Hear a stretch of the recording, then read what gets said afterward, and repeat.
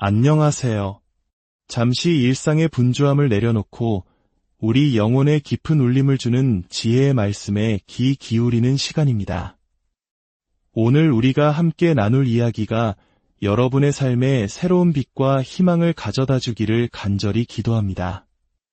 만약 이 시간이 여러분에게 은혜가 된다면 구독과 좋아요를 통해 이 선한 메시지를 더 널리 퍼뜨리는 일에 동참해 주세요. 여러분의 작은 손길 하나가 누군가에게는 큰 위로와 변화의 시작이 될 수 있습니다. 여러분의 가정과 삶 위에 하나님의 평안이 가득하기를 축복합니다. 인생의 마지막 순간, 당신은 무엇을 가장 원하게 될까요? 은행에 쌓아둔 막대한 재산일까요? 아니면 여러 채의 호화로운 집일까요? 혹시 저 사람의 예수님을 향한 사랑이 내 삶에 큰 영감을 주었어라고 말해주는 수많은 사람들의 진심 어린 고백은 아닐까요? 오늘 우리는 누가복음 16장의 말씀을 통해 이 세상의 가치관과는 전혀 다른 하나님의 관점에서 풍요로운 삶이 무엇인지 함께 탐색해보고자 합니다. 성경은 우리에게 새롭게 된 마음에 대해 자주 이야기합니다. 그런데 우리는 종종 하나님께서 이미 우리에게 주신 것들을 얻기 위해 했으며 기도하는 실수를 범합니다. 마치 우리 계좌에 이미 입금된 돈을 달라고 간청하며 모든 영적인 에너지를 소모하는 것과 같습니다. 하나님께서 이미 이루신 것과 앞으로 이루실 것을 분별하는 것은 우리의 신앙 여정에서 매우 중요한 부분입니다. 우리의 생각이 얼마나 큰 차이를 만드는지 아십니까? 똑같은 기회가 주어져도 사람들은 각자의 생각과 가치관에 따라 그것을 전혀 다르게 해석합니다. 늘 부정적인 결과를 예상하는 사람은 좋은 기회 앞에서도 주저하며 하나님이 열어주시는 문으로 들어서길 두려워합니다. 반면에 모든 결정 속에서 희망을 품는 사람은 그 기회를 기도의 응답으로 여기고 어떻게 나아갈지 하나님의 인도를 구합니다. 이처럼 우리가 삶을 대하는 방식, 즉 우리의 생각은 하나님의 뜻을 이 땅에 이루는 데 있어 결정적인 역할을 합니다. 뜻이 하늘에서 이루어진 것 같이 땅에서도 이루어지이다 라는 주님의 기도는 우리가 상상하는 것보다 훨씬 더 거대하고 놀라운 의미를 담고 있습니다. 이 기도는 단순히 한 번의 기적이나 방문을 구하는 것이 아닙니다. 하늘의 가치 체계와 임재, 그 모든 역사가 이 땅에 우리의 일상 속에 스며들어 삶의 방식이 되기를 구하는 위대한 사명입니다. 이제 누가복음 16장 11절부터 13절 말씀을 함께 살펴보겠습니다. 너희가 만일 불의한 재물에도 충성하지 아니하면 누가 참된 것으로 너희에게 맡기겠느냐? 너희가 만일 남의 것에 충성하지 아니하면 누가 너희의 것을 너희에게 주겠느냐? 집 하인이 두 주인을 섬길 수 없나니 혹 이를 미워하고 저를 사랑하거나 혹 이를 중히 여기고 저를 경히 여길 것임이니라. 너희는 하나님과 재물을 겸하여 섬길 수 없느니라. 예수님께서는 너희는 하나님과 만몬을 겸하여 섬길 수 없다고 말씀하십니다. 여기서 만몬은 단순히 주머니 속의 돈이나 은행 계좌의 잔고를 의미하는 것이 아닙니다. 예수님은 만몬을 마치 인격체처럼 다루고 계십니다. 만몬은 개인의 삶과 국가의 경제 목적을 오염시키려는 영적인 존재가 후원하는 하나의 가치 시스템, 즉 세상적인 가치관 그 자체를 의미합니다. 그리스도가 중심이 되지 않는 세상 시스템을 섬길 때 우리는 무지하게도 사람들의 삶을 파괴하는 비성경적인 시스템에 씨앗을 뿌리는 실수를 계속하게 됩니다. 예수님은 말씀하십니다. 하나님을 섬기는 자는 하나님을 사랑하고 다른 것, 즉 만몬을 미워하게 될 것이라고 말입니다. 반대로 만몬을 섬기는 자는 만몬에 충성하고 하나님을 경멸하게 될 것입니다. 우리가 하나님을 얼마나 사랑하는지는 우리가 무엇을 미워하는지를 보면 알 수 있습니다. 기독교 신앙은 결코 감정 없는 평화주의가 아닙니다. 성경은 분을 내어도 죄를 짓지 말라고 말하며 하나님이 우리를 창조하신 모습 그대로 모든 감정을 온전히 표현하며 사는 삶을 이야기합니다. 우리는 사람을 미워해서는 안 됩니다. 하지만 사람들을 죽이고 그들의 진실성, 목적, 운명, 그리고 하나님의 계획을 빼앗는 저 세상의 시스템을 볼 때 그 시스템이 어떻게 계속해서 사람들을 강탈하고 그리스도 없는 영혼으로 몰아넣는지를 볼 때 우리는 위로운 분노와 미움으로 반응해야 합니다. 나는 저 시스템을 미워한다. 나는 사람들을 사랑하지만 저 시스템은 미워한다. 구원받기 전 텔레비전에서 헌금을 이야기하는 목사님이 나오면 견딜 수 없어서 최대한 빨리 채널을 돌렸던 기억이 있으신가요? 하지만 구원받은 후에는 어떻습니까? 그 문제가 이미 해결되었기 때문에 예전만큼 빨리 채널을 돌리지 않게 됩니다. 마음속에서 하나님과 재물에 대한 문제가 해결되면 우리는 교회에서 돈에 대해 이야기하는 것을 더 이상 불편해하지 않습니다. 이제 11절과 12절의 말씀을 통해 하나님의 나라에서 생각하는 두 가지 중요한 원칙을 배워보겠습니다. 이것은 바로 관대한 마음에 대한 것입니다. 첫 번째 원칙은 이것입니다. 하나님의 나라에서 이루어지는 모든 거래는 반드시 윈인, 즉 양쪽 모두에게 이익이 되어야 합니다. 한 사람의 번영을 위해 다른 사람이 희생하는 구조는 결코 하나님의 방식이 아닙니다. 오래전 아내와 함께 중고 냉동고를 사러 간 적이 있습니다. 저희는 차고에서 냉동고를 살펴보고 있었는데 판매하던 부인이 이렇게 말했습니다. 사실 남편이 실직해서 저희가 돈이 정말 필요해요.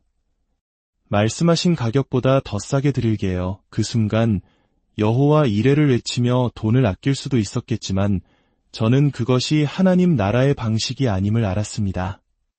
저는 말했습니다. 아니요, 괜찮습니다. 처음 제시하신 가격이 좋습니다. 그 가격에 지불하겠습니다. 그것은 당연한 결정이었습니다. 저는 다른 사람의 어려움을 이용하여 이익을 취하고 싶지 않았습니다. 오히려 그들의 필요를 채워주는 것이 하나님의 뜻이라고 믿었기 때문입니다. 이것이 바로 불의한 재물에 충성하는 것의 한 예입니다. 세상의 재물, 즉 돈을 어떻게 관리하느냐가 하나님께서 우리에게 참된 부유함을 맡기실 수 있는지를 증명하는 시험대가 됩니다. 그렇다면 참된 부유함이란 무엇일까요? 그것은 더 많은 돈이나 더 좋은 물건이 아닙니다. 참된 부유함은 물질적인 소유로는 결코 채울 수 없는 우리 삶의 질을 높이는 무형의 가치들을 의미합니다. 가정의 평화, 자녀와 손주들이 하나님을 사랑하며 자라나는 모습보다 더 큰 부유함이 어디 있겠습니까? 세상의 억만장자들 중에는 제가 가진 것을 갖지 못해 그것을 간절히 원하는 사람들이 있습니다. 그들은 돈으로 살 수 없는 가치를 갈망합니다. 하나님께서는 우리가 이 땅의 재물을 어떻게 관리하는지를 보시고 하늘의 참된 부유함을 우리에게 맡기실지를 결정하십니다. 그것은 돈으로 살 수는 없지만 우리의 충성됨을 통해 자격을 얻어야 하는 것입니다. 돈에 대한 우리의 신실함은 우리가 이 땅에 태어난 이유, 즉 삶의 목적을 성취하는 것과 깊은 관련이 있습니다. 시편 103편에는 이런 말씀이 있습니다. 내 모든 죄악을 사하시며 내 모든 병을 고치시며 좋은 것으로 내 소원을 만족하게 하사 내 청춘을 독수리같이 새롭게 하시는도다. 여기서 좋은 것이 어떻게 우리의 젊음을 새롭게 할까요? 세상에는 좋은 것을 많이 가졌지만 젊음이 새로워지지 않는 사람들이 많습니다. 비싼 만년필이나 고급 호텔에서의 하룻밤이 자동으로 사람을 새롭게 하지는 않습니다. 핵심은 그 좋은 것을 주신 분이 누구인지를 인식하는 데 있습니다. 만약 당신이 오랫동안 값비싼 몽블랑 만년필을 갖고 싶어 했다고 상상해 보십시오. 그런데 어느 날 친구가 전화해서 말합니다. 생일 선물로 똑같은 펜을 2개 받았어. 하나를 누구에게 줄까 아침에 생각하는데 내가 떠올랐어. 이 펜 가질래? 이 순간 하나님은 무엇을 하고 계신 걸까요? 물질적인 소유가 당신을 새롭게 한다고 말씀하시는 걸까요? 아닙니다. 바로 그 구체적인 선물의 근원을 당신이 인식할 때, 즉 당신의 마음 깊은 곳에 작은 소원까지도 아시고 채우시는 아버지의 사랑을 깨달을 때 당신의 젊음이 독수리처럼 새로워지는 것입니다. 제가 오래전에 겪었던 신기한 일이 있습니다. 저는 취미로 즐기는 플라이 낚시 잡지를 보고 있었습니다.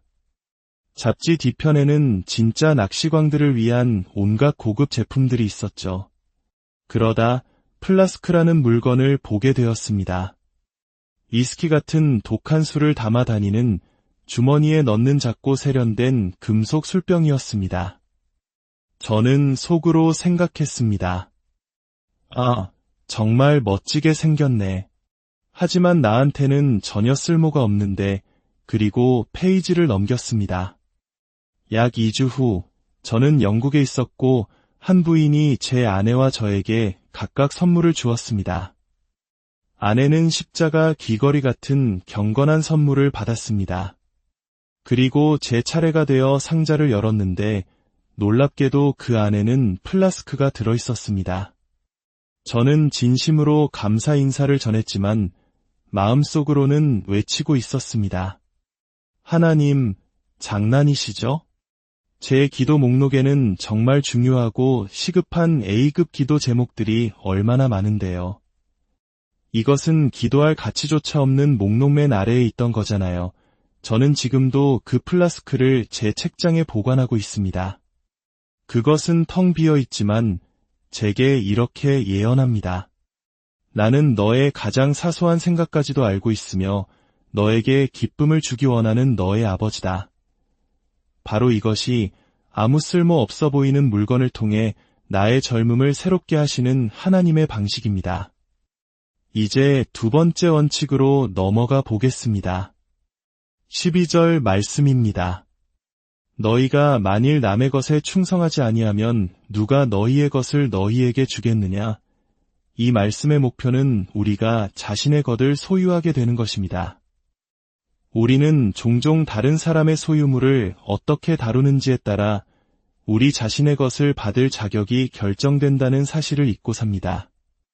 예를 들어, 당신이 오랫동안 기도한 끝에 겨우 일자리를 구했다고 합시다. 그런데 차가 없어서 출퇴근이 어렵습니다. 그러던 어느 날 사장님이 출장을 보내며 렌터카를 빌려줍니다. 당신은 그 렌터카를 어떻게 다루겠습니까? 많은 사람들이 렌터카를 함부로 다룹니다. 연석 위로 운전하고 다른 차에 바짝 붙여 주차하고 자신의 보물처럼 아끼지 않습니다. 어차피 내 차가 아니니까요. 하지만 성경은 분명히 말합니다. 내가 다른 사람의 소유물을 어떻게 관리하는지가 나 자신의 것을 받을 자격을 결정한다고 말입니다. 하나님께서는 우리가 현재 가진 능력에 따라 우리에게 무언가를 맡기십니다. 내가 남의 것을 소중히 다룰 때 하나님께서는 나에게 더 큰 것을 맡기실 수 있습니다. 직장에서 승진 기회가 생겼다고 상상해 봅시다. 당신은 그 자리에 가장 적합한 사람이라고 생각했지만 다른 동료가 그 자리에 오르게 됩니다. 그 순간 당신은 다른 사람의 소유, 즉 다른 사람에게 주어진 축복의 순간을 관리할 기회를 얻게 됩니다. 그것은 당신의 순간이 아니라 그들의 순간입니다. 그들이 은혜를 받고 칭찬받는 순간입니다. 당신은 겉으로만 마지못해 축하 인사를 건네고 속으로는 당신이 마땅히 받아야 할 것을 얻지 못했다는 분노에 찰 수도 있습니다. 하지만 그렇게 할 때 우리는 스스로 우리가 간절히 원하고 기도해왔던 바로 그것을 받을 자격을 박탈하게 됩니다. 다른 사람의 승진을 마치 나의 일처럼 진심으로 기뻐하고 축하해주는 것, 그것이 바로 영적인 성숙함입니다. 우리는 다른 사람의 삶에 임한 축복 앞에서 그들이 미안해하거나 사과할 필요가 없도록 만들어 주어야 합니다.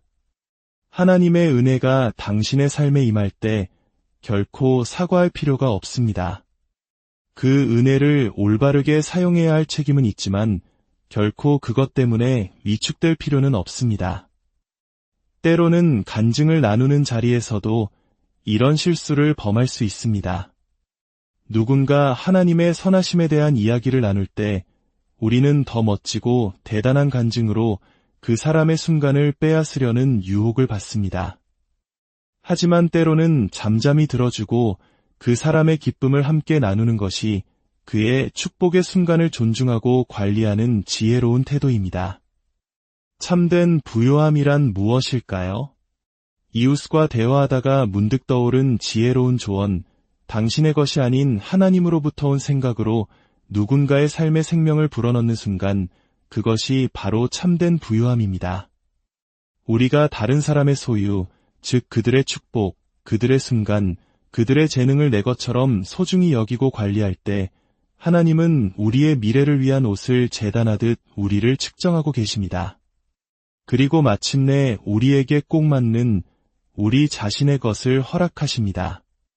누가복음 19장에는 한 주인이 10명의 종에게 각각 한 문화씩, 예를 들어 1000달러씩을 주고 떠나는 비유가 나옵니다. 첫 번째 종은 돌아온 주인에게 말합니다. 주인님, 당신의 한 문화로 10문화를 더 벌었습니다. 주인은 그를 칭찬하며 말합니다. 잘하였도다.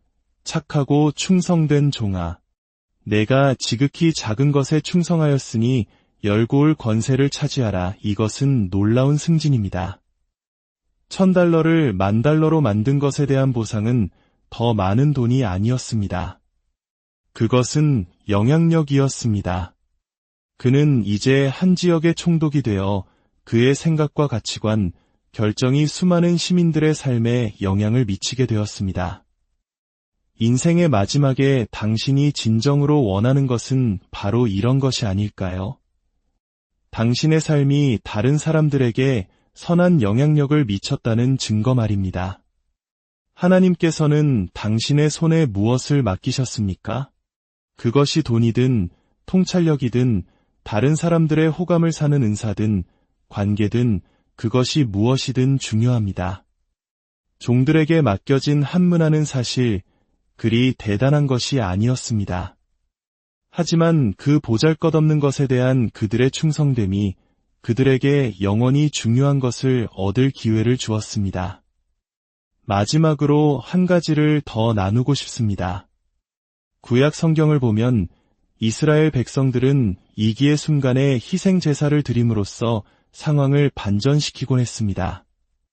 모든 것이 막혀 돌파구가 보이지 않던 시기가 희생을 통해 돌파의 시기로 바뀌었습니다.